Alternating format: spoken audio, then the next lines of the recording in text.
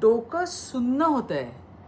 पुण्यामध्ये सख्खे आजोबा आपल्या नातीवरच अत्याचाराचा प्रयत्न करणं, काय म्हणावं याला. हे सामाजिक अधपतनाचं लक्षण आहे.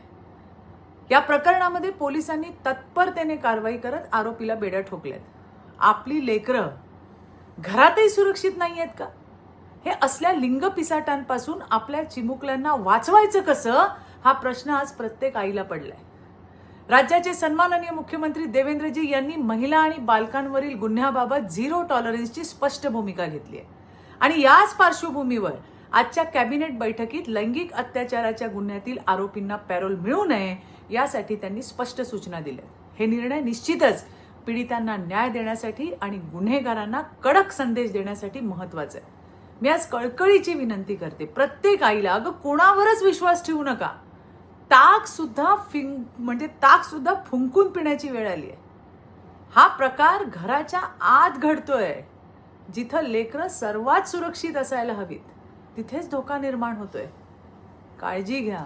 सुरक्षित समाजासाठी शासन आणि सजग नागरिक जेव्हा एकत्र येतील तेव्हाच अशा विकृतीला आपण आळा घालू शकू.